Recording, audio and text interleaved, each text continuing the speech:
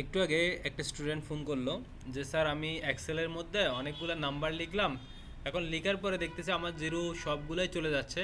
তো আমি সময় যেহেতু চলে যাচ্ছে আমি নাম্বারগুলো লিখে ফেলছি কিন্তু জিরোগুলো আর অ্যাড করতে পারতেছি না কোনোভাবে। তো এই সমস্যাটা কীভাবে সমাধান করবেন, অর্থাৎ আপনি নাম্বারগুলো লিখে ফেলছেন, লিখার পরে কীভাবে জিরোগুলো দিবেন। তো এটা করার জন্য আপনাকে যেটা করতে হবে, সবগুলো নাম্বার এখান থেকে সিলেক্ট শুরু করে একদম শেষ পর্যন্ত যতগুলো নাম্বার আছে সবগুলো সিলেক্ট করলাম শিফট চেপে ধরে। অর্থাৎ শিফট চেপে ধরে বলতে মানে শুরু থেকে শেষ পর্যন্ত সিলেক্ট করার জন্য শিফট চেপে ধরছি, নর্মালি টান দিয়ে সিলেক্ট করলেই হবে।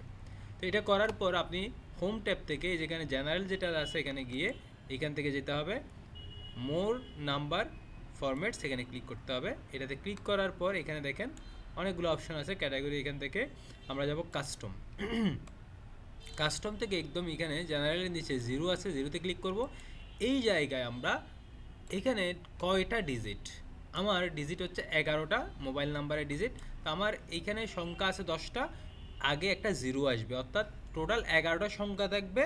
তো আমি যদি এখানে 11টা জিরো দিয়ে দেই তাহলে সবগুলো সংখ্যা ঠিক থাকবে, একটা সংখ্যা যেহেতু কম থাকবে ওইটা এখানে জিরো চলে আসবে। তো আমি দেখেন এখানে 11টা জিরো দিচ্ছি, 2 3 4 5 6 7 8 9 10 11, 11টা জিরো দিলাম। দেওয়ার পর যখন ওকেতে ক্লিক করব দেখেন আমার সবগুলো নাম্বারের আগে জিরো চলে আসছে। এটা নর্মালি এভাবে আমরা করব। আরেকটা বিষয় হচ্ছে, যদি আমরা লিখার সময় কাজটা করতে চাই, অর্থাৎ আমি এই কাজটা না করে লিখার সময় করতে চাচ্ছি, তখন আমরা এখানে যেটা করব, আমি যদি এখানে নাম্বার লিখতে চাই, আমার যেই সেলগুলোতে নাম্বার লেখার দরকার ওগুলো সিলেক্ট করে এখান থেকে টেক্সট সিলেক্ট করে দেব। একটু নিচে দেখব টেক্সট। তারপর আমরা যদি এখানে নাম্বার লিখি, যেমন এখানে লিখলাম 0181224809 লিখলাম, বাইরে ক্লিক করলাম, জিরোটা ফিক্সড হয়ে আছে। তো এভাবেই আপনারা মোবাইল নাম্বারের আগে জিরোটা অ্যাড করতে পারেন। আরও কয়েকটা নিয়ম আছে, তবে একটা নিয়ম জানলেই এনাফ।